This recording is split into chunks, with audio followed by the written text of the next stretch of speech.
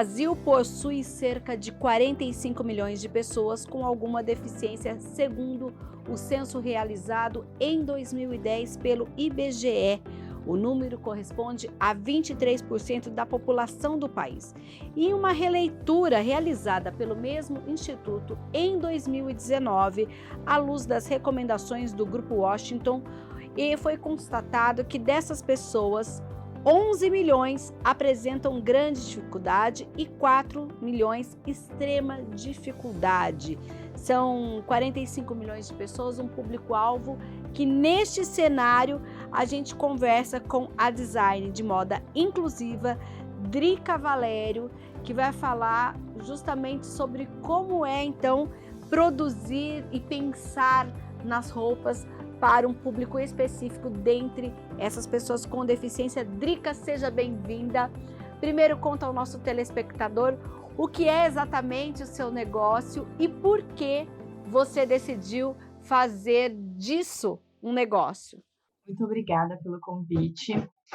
Eu sou Drica Valério, sou designer de moda inclusiva e eu resolvi trabalhar com roupas adaptadas para pessoas com deficiência a partir de 2011, que foi quando eu comecei as minhas pesquisas. Então, já tem 10 anos nesse mercado.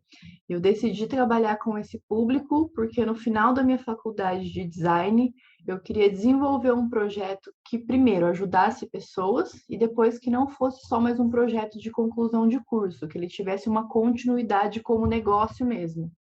E foi onde eu desenvolvi o meu primeiro projeto, que foi um vestido de noiva inclusivo, que é onde eu tive muita visibilidade e onde eu comecei a receber muitos pedidos, mas não para roupa de festa, mas para roupa do dia a dia, que é o que a gente mais usa. E a partir disso, eu observei esse mercado que até então eu não sabia, e quando eu vi que eram 45 milhões de possíveis consumidores e ninguém nunca tinha olhado para isso, eu falei, opa, se tem muita gente procurando, não tem quem faça. A partir daí comecei a estudar o mercado e a investir na moda inclusiva. Drica, a partir então dessa decisão, no começo um projeto de conclusão de curso, você contou com a ajuda de alguma pessoa? Você já tinha o contato com pessoas com deficiência? Como era a sua realidade para que você buscasse esse público? E você também teve algum tipo de consultoria de pessoas com deficiência para saber, como você falou, olha, eu fiz primeiro um vestido de noiva, mas aí depois vi que as pessoas com deficiência queriam roupas para o dia a dia. Me conta um pouquinho dessa história. Certo. Até então, eu nunca tinha tido contato com nenhuma pessoa com deficiência, não tenho ninguém na família, é uma das perguntas que mais me fazem. E eu me deparei com o assunto da moda inclusiva e vi que realmente o que naquela época tinha dito como moda inclusiva era alguma roupa adaptada com uma estética não muito aparentável, apresentável e que parecia roupa de hospital. Então, e eram muito das roupas eram feitas para pessoas com deficiência, então eram feitos para o cadeirante, só que tratado como moda inclusiva. E eu, como designer, não consigo ver que algo feito para um público pode ser considerado inclusivo. A partir do momento que tem um modelo de, por exemplo, sei lá, uma calça com uma curva para quem fica sentado, curvadinha para quem fica sentado. Eu que ando não consigo usar essa mesma calça. Então, para mim, isso é exclusivo para a pessoa com deficiência. Então, eu comecei a pensar em como tornar aquilo realmente acessível e inclusivo, a estudar todos os tipos de corpos para criar soluções que sirvam para qualquer tipo de pessoa, com deficiência ou não. Então tá aí, olha que legal essa sua fala. Ô, Drica, não é moda exclusiva, é inclusiva mesmo para que todos possam pensar naquela roupa, naquela calça, naquela camisa, para os diferentes tipos de corpos. E aí, como foi passar desse TCC e começar, então, a atender esse público que também queria ser visto? Como foi esse processo? Esse processo, na verdade, ele acontece até hoje, né? A gente descobre até hoje como que esses usuários precisam que essas roupas sejam para poder ir adaptando e melhorando cada produto que a gente tem. Então, lá no começo, eu fazia projetos, conversava minimamente com pessoas com deficiência e já colocava a roupa em produção. e nem sempre isso dava certo. O cara que chegava no usuário, ele falava: "Da onde você tirou que isso aqui é funcional para mim?". Aí eu falava: "Eu pensei que você não pensou nada, o deficiente sou eu, pergunta para mim". É uma coisa um pouco óbvia, mas a gente foi aprendendo ao longo do caminho. Hoje a gente valida cada etapa, desde a pesquisa até a produção, para que essa peça saia o mais assertivo possível para que sirva tanto para a pessoa com deficiência. A gente pensa sempre em 3 viés para poder criar cada peça. Ela tem que atender a pessoa com deficiência, a gente pensa também na área da saúde, que está completamente ligada à moda inclusiva. Então, a gente conversa muito com cuidadores, profissionais da saúde ou parentes de pessoa com deficiência, que é quem vai vestir essa pessoa, quem precisa dessa ajuda, e também considerando pessoas sem deficiência. Então, tem que servir para qualquer tipo de pessoa, sem distinção. Qualquer uma dessas podem conseguir usar. E os cuidadores, em especial, que é onde a gente tem o maior informação, as informações mais ricas para poder criar esses produtos, eles nos dão muitas dicas, muito direcionamento de como que a gente faz para criar uma peça para que ele consiga vestir uma pessoa com mobilidade reduzida sem esforço para ambas as partes, tanto para ele que vai vestir alguém, quanto para a pessoa, de ter que ficar manipulando uma pessoa que de repente é acamada. Então a gente facilita isso com a veste da moda inclusiva. Isso que eu ia perguntar, às vezes a gente que não tem mobilidade reduzida fala: "Ah, essa roupa é tão difícil de colocar, eu nem quero vestir mais essa roupa". Imagine a pessoa com deficiência que muitas vezes precisa do auxílio de outro. Então, pensar nessa inclusão e construir essa vestimenta também é pensar nessa facilidade. A roupa ela tem que facilitar a vida da pessoa também. Exatamente. E esse é um ponto também que eu aprendi ao longo desses 10 anos, porque às vezes a gente quer colocar tanto detalhe na roupa que acaba inviabilizando, ela acaba ficando mais difícil de vestir do que realmente facilitando. Então, por isso que eu pego bastante no pé e enfatizo bem validar cada etapa com o usuário, desde a pesquisa, vai botar no papel, vai lá, costura um bolso, leva para o usuário ver se tá legal, se tá adequado, se o bolso tem que ser mais para cima, mais para baixo, do outro lado, de repente, já aconteceu muito, e agora a gente consegue chegar a resultados mais assertivos nas nossas produções. Quando você fala levar para o usuário, você tem uma pessoa que faz uma consultoria, você até falou de pegar a opinião de cuidadores, etc. Ou, ou cada peça você fala com aquela encomenda, como que é isso? Porque quando a gente pensa, né, em vamos criar uma coleção, você tem que pensar em várias pessoas com N dificuldades, desde uma mobilidade reduzida um pouco mais tênue e outra mais severa. Como que é essa construção ou não, é tudo personalizado? Não é personalizado, no começo do meu trabalho era, mas a gente não consegue ganhar escala com isso. Então, a partir de 2017, é recente até, a gente reformulou a marca e agora a gente tem coleções. Então, não trabalhamos mais sob medida. A gente faz todo esse estudo para criar as peças para que sirva para o maior número de pessoas possível. E não tem uma pessoa, uma consultoria nem nada disso, de acordo com a necessidade mesmo. Por exemplo, tem uma bermuda que a gente criou com um amigo que ele é tetraplégico numa conversa numa mesa de bar. E ter criado ela numa mesa de bar foi peça fundamental para que a gente chegasse no resultado dela, que é a nossa bermuda mais vendida.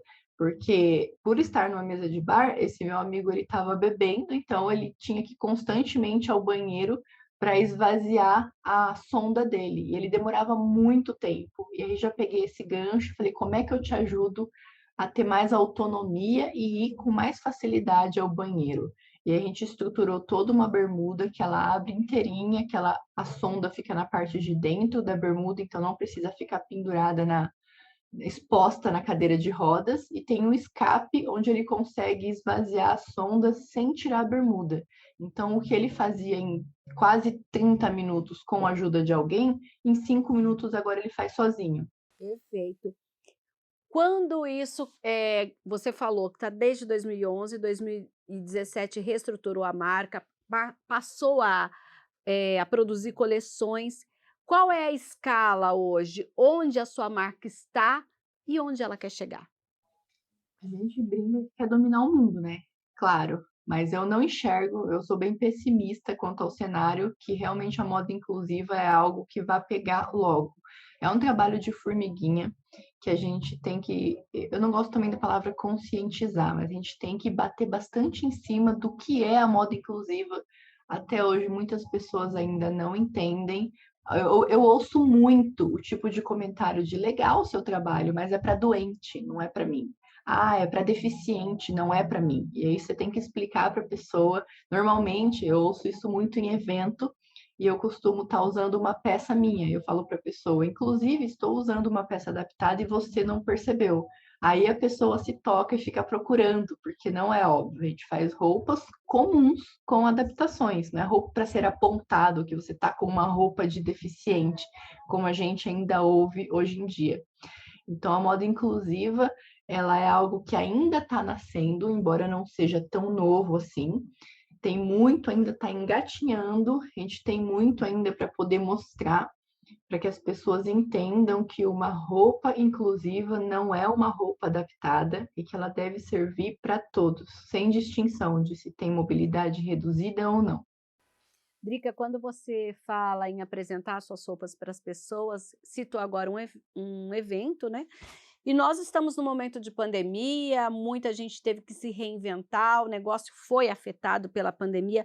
No seu caso também foi. Qual é a vitrine hoje da sua coleção? A gente vende pelo site, o nosso site é o areamodainclusiva.com.br. Recebemos também bastante pedido pelo Instagram, que é o @areamodaInclusiva. E o negócio com certeza foi afetado pela pandemia, só que positivamente, porque como eu falo que a moda inclusiva ela está completamente ligada à área da saúde, então para mim, no meu negócio, as vendas aumentaram, mais do que dobraram nesse período da pandemia. Quando a gente fala no preço de uma peça, por exemplo, uma peça como a gente está vendo aí atrás de você, uma boneca cadeirante com uma calça e com uma blusinha super fashion. Por exemplo, se hoje a gente fosse comprar essa roupa, quanto custa essa calça e essa blusinha em média? Certo. Uma blusinha da minha marca adaptada, ela tá em média R$ 69.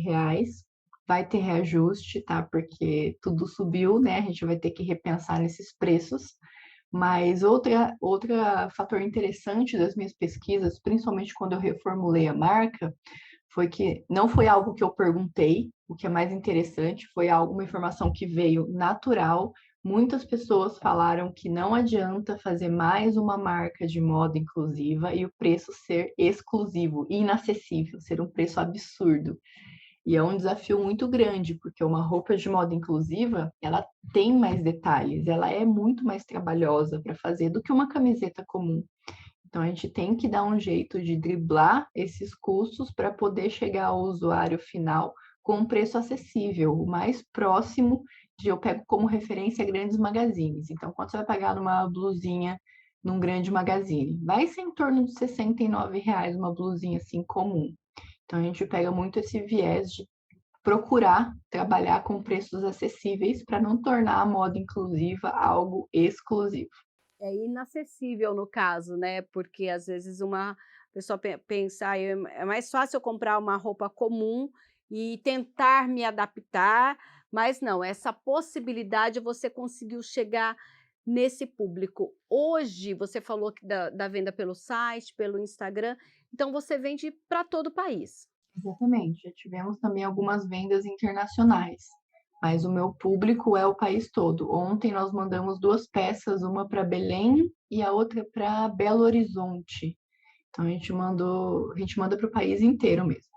Hoje com a internet não tem mais essa barreira, né? Essa Então a gente barreira, consegue né, vender. física. Exato, apesar de serem roupas inclusivas, que era um receio que a gente tinha, de que a gente muitas vezes prefere experimentar a roupa antes de comprar.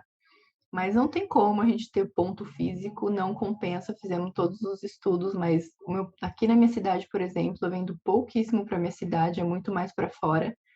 Então, ter um ponto físico é inviável, ainda mais hoje em dia que é tudo pela internet, né? Então, o jeito é tirar as melhores fotos possíveis para dar o maior número de detalhes, medidas, para que a pessoa se sinta segura em fazer aquela compra e saber que vai servir, que vai ficar bem nela.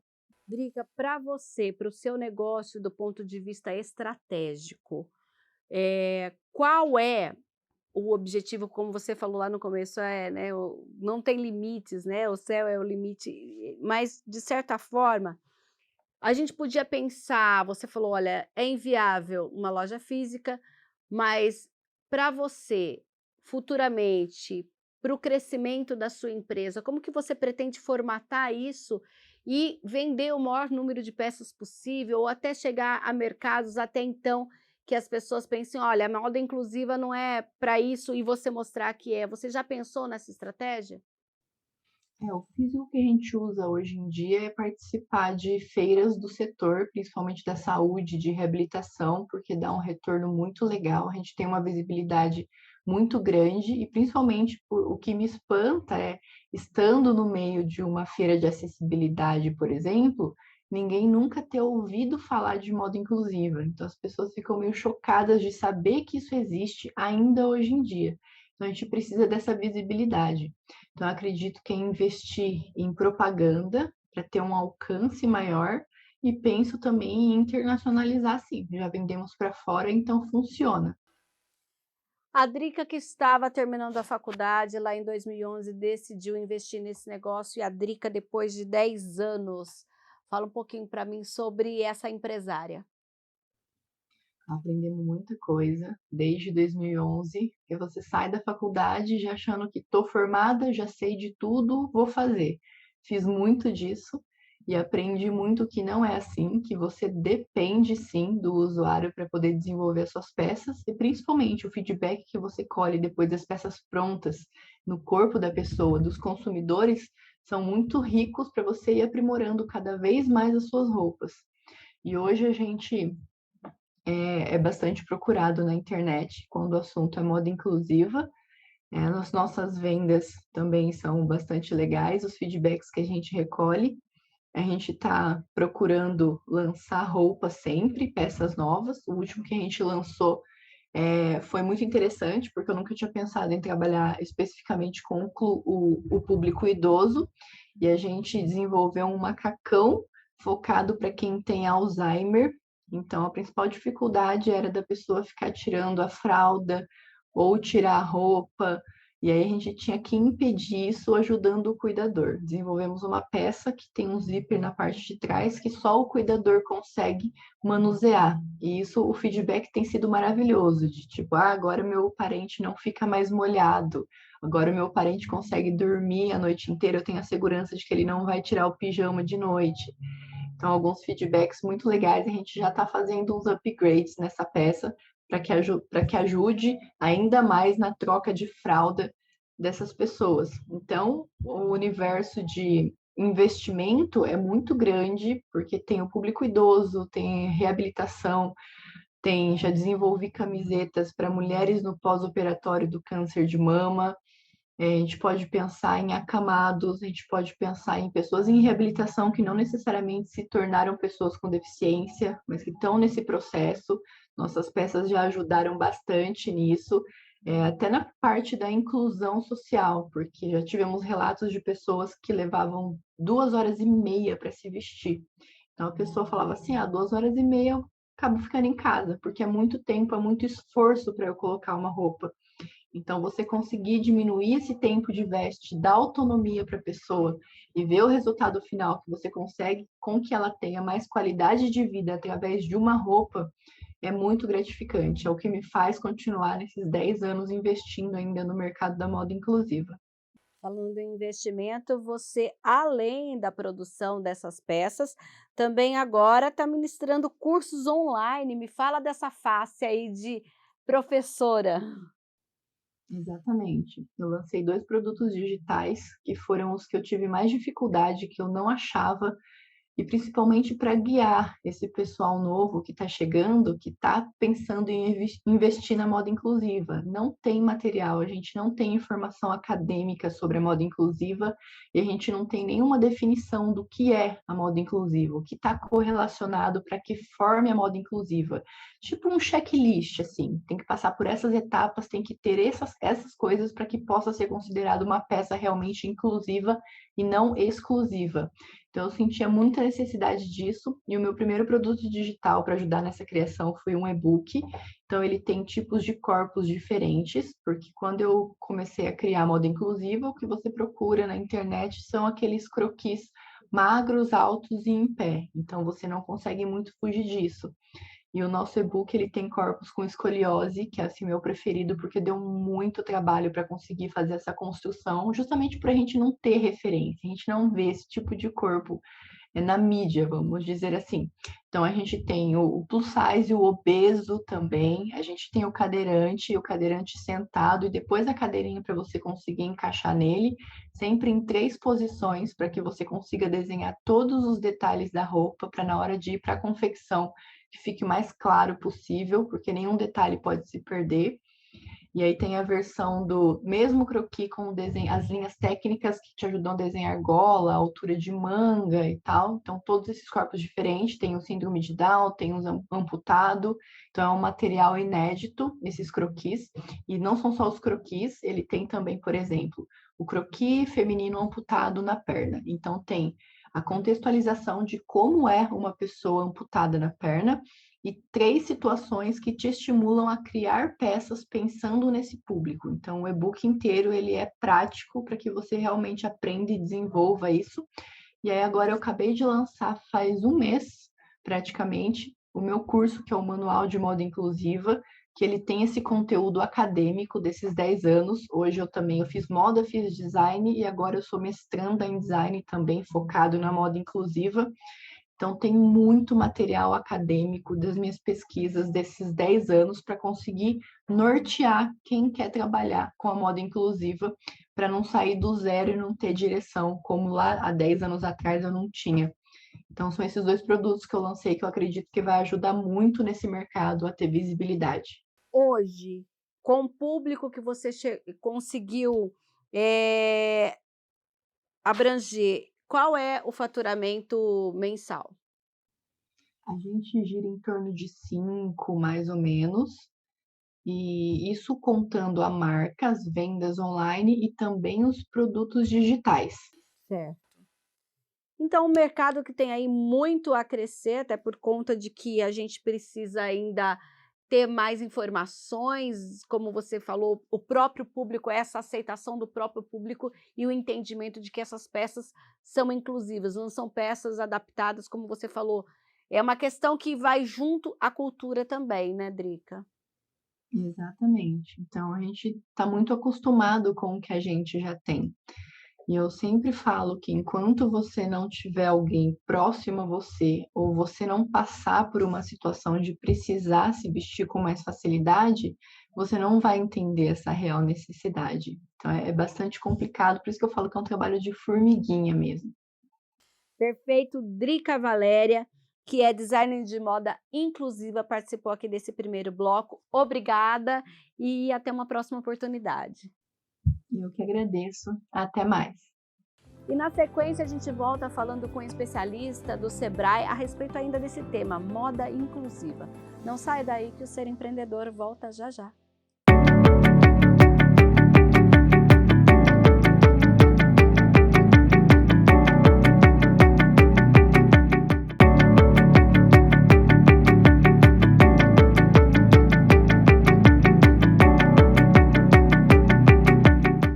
Segundo bloco do Ser Empreendedor, e a gente continua falando sobre moda inclusiva. Na verdade, a gente vai falar um pouquinho mais agora desse mercado com o analista de negócios do Sebrae São Paulo, Rodrigo Alexandre de Mello.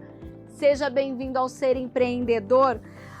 Rodrigo, a gente acaba de conversar com uma design de modas que viu no público, né, das pessoas com deficiência uma forma de um negócio com a moda inclusiva. Um negócio que ainda está caminhando, apesar de ter sido criado em 2011, porque esse mercado, pelo menos no nosso bate-papo, pareceu-nos que ele anda junto com a questão da cultura também da pessoa com deficiência, do empoderamento e uma série de coisas.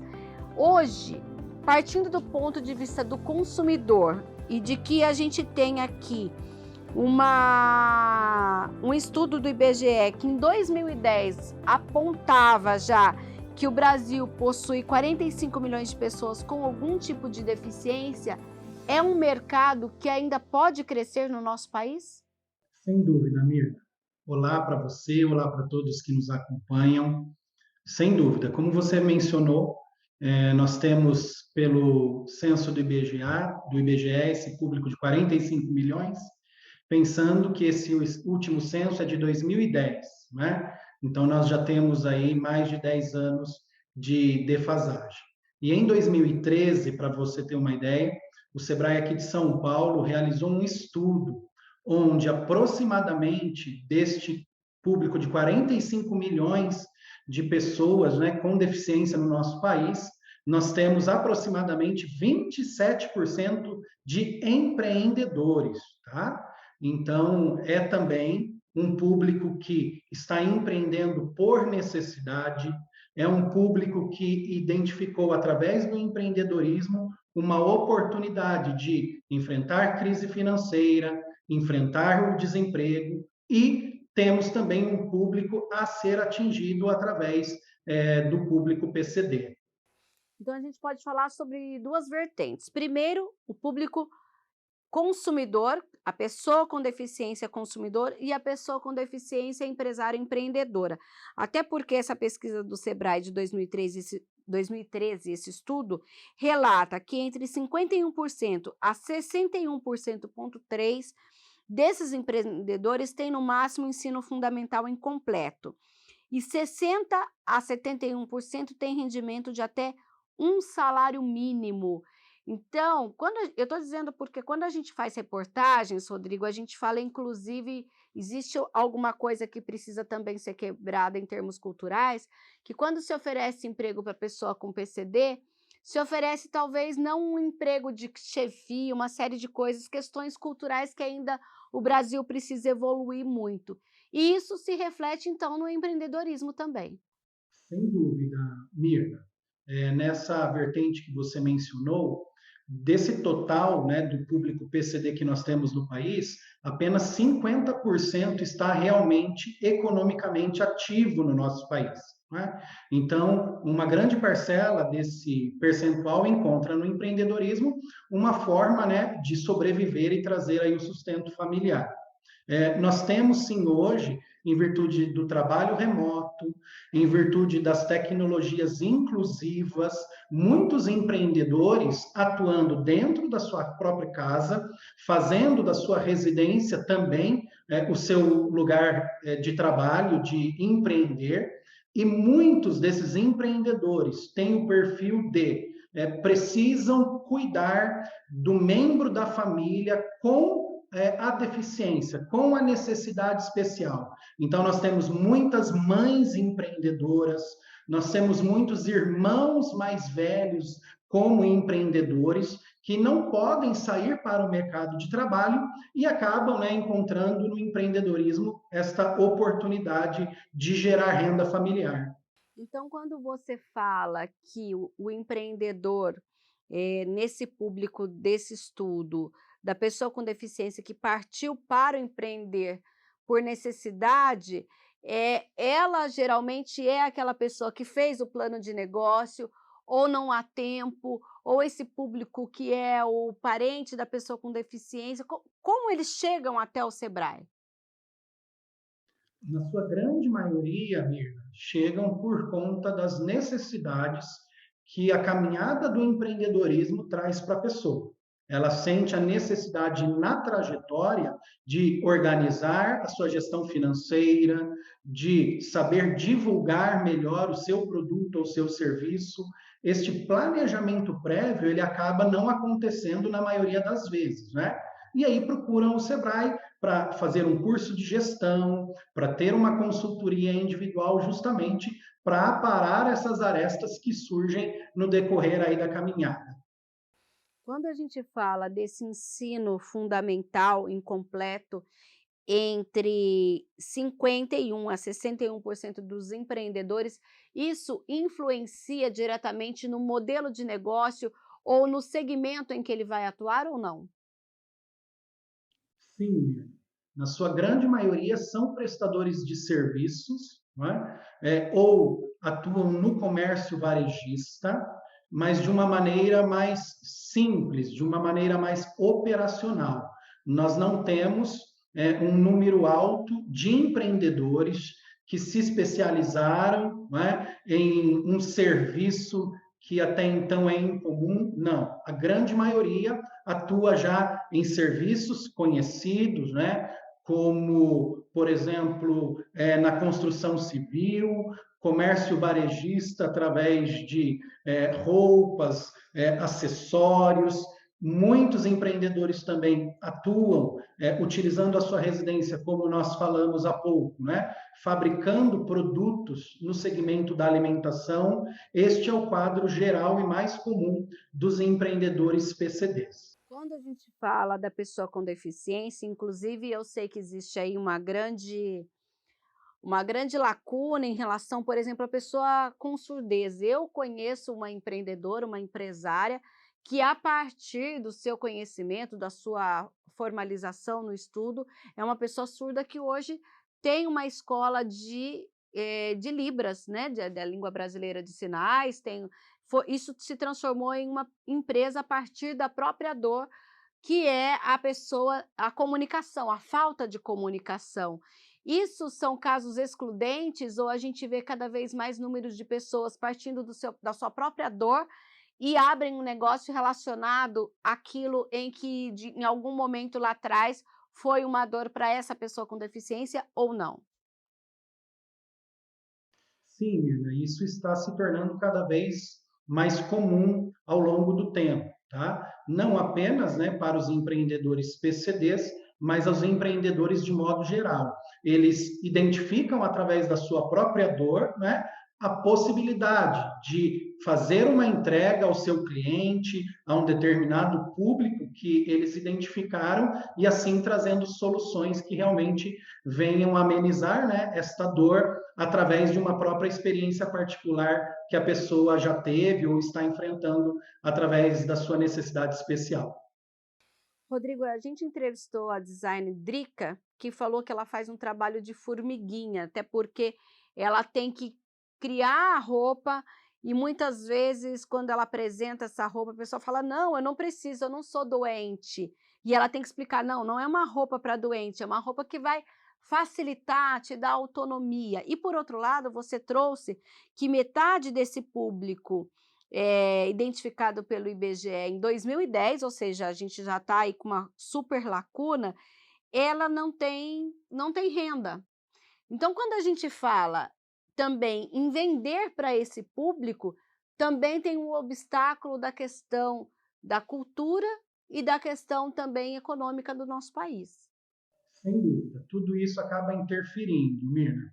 Primeiro, o próprio empreendedor PCD, ele precisa ter a sua autoestima, né, sempre elevada e entender que o empreendedorismo pode ser uma oportunidade para ele trazer aí o sustento familiar, ter uma renda e também desenvolver uma carreira a partir disso. Segundo, entender que culturalmente aqui no nosso país nós ainda lidamos, né, com preconceito, nós ainda lidamos com diferenças, né? Então, o empreendedor, no caso o PCD, ele precisa entender que ele vai encontrar essa barreira, mas ele pode sim utilizar-se de experiências pessoais, estratégias, né, e orientações, no caso até que o Sebrae oferece gratuitamente, para ele chegar até o seu público, até o seu cliente e conseguir ser bem-sucedido lá em uma transação comercial que ele está pleiteando realizar. E ter esse sucesso chega também do ponto de vista de que ele tem que, de certa forma, conseguir, digamos que, atravessar obstáculos para que ele possa obter sucesso, até porque eu digo que a gente ainda está num país que muitas vezes a pessoa fala, eu vou comprar daquela pessoa porque ela precisa. Mas não, o empreendedor, independente de quem ele está, na verdade, vendendo algo, claro que ele precisa, mas é por conta do ponto de vista do negócio. As pessoas já estão entendendo isso, mesmo que esse empreendedor ele seja uma pessoa com deficiência? Essa barreira já foi superada? Está sendo superado aos poucos, Mirna. Totalmente, né? Eu acredito que ainda não, mas nós temos cases aqui mesmo no Sebrae de empreendedores PCDs, não é?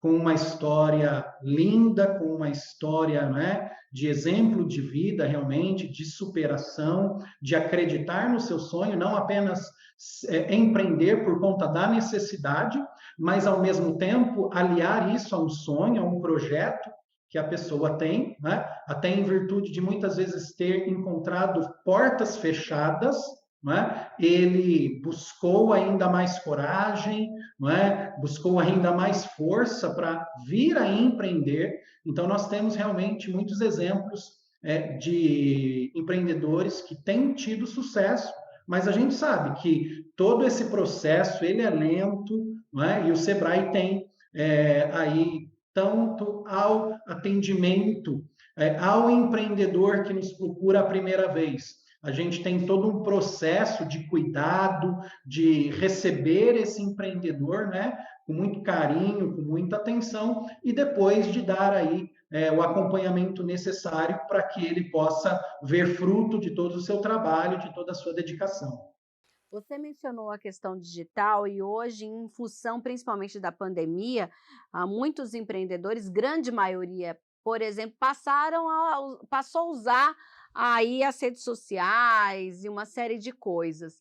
O que o Sebrae orienta o empreendedor hoje, em especial o empreendedor PCD, para colocar o seu trabalho aí como uma vitrine? Rede social é hoje o negócio, digamos que dá o negócio não, a propaganda que dá um retorno mais certo do que outro tipo de divulgação?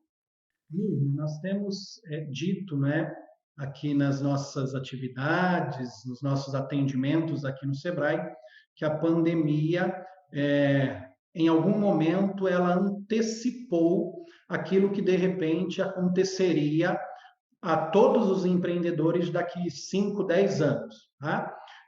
A pandemia fez com que grandes mudanças, grandes inovações viessem a acontecer de fato e os empreendedores precisaram se adaptar a essa mudança. Então, hoje, aqueles empreendedores que antes da pandemia não utilizavam as redes sociais, não utilizavam marketing digital, né? Descartavam esse tipo de alternativa para fazer negócios, para vender os seus produtos, para oferecer os seus serviços. Hoje eles estão enfrentando esse momento de dor, este momento de dificuldade no nosso país, utilizando as ferramentas digitais. Não é? E o empreendedor PCD também hoje tem feito grande uso das ferramentas digitais.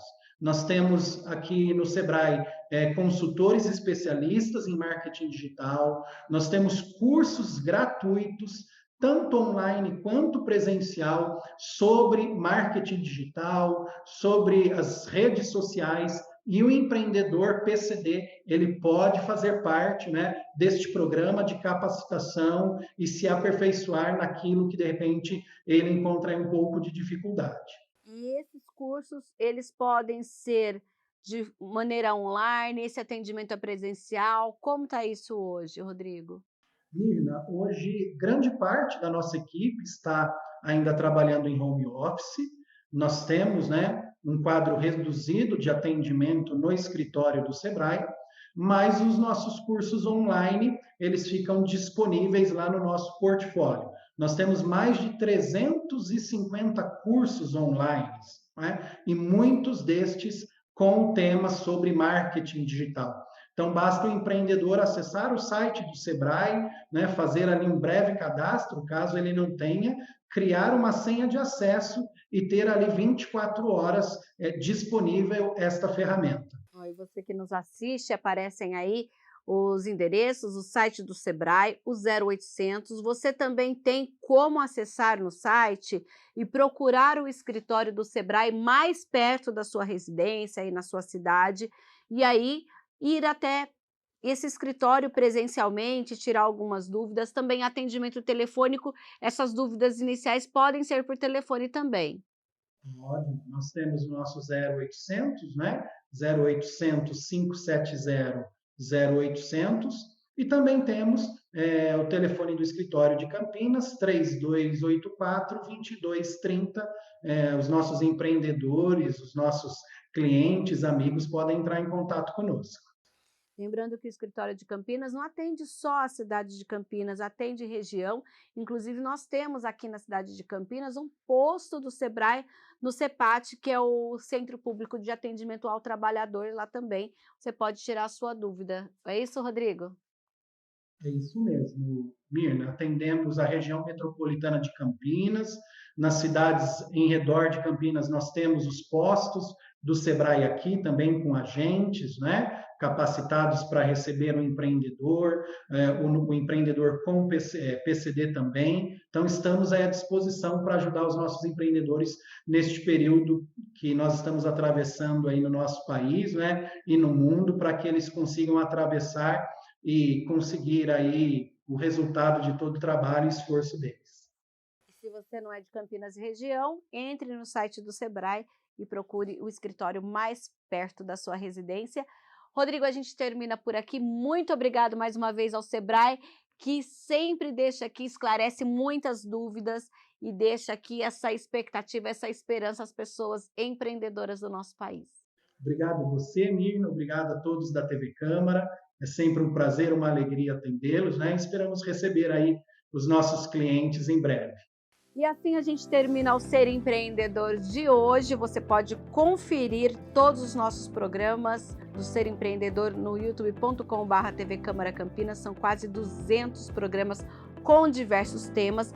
Você também pode seguir a TV Câmara Campinas no Instagram e ainda nos conferir no Facebook. Tem aí o nosso endereço de todas as redes sociais e mandar a sua sugestão através do WhatsApp da TV Câmara Campinas, que é o 978293776. Eu fico por aqui e até um próximo Ser Empreendedor.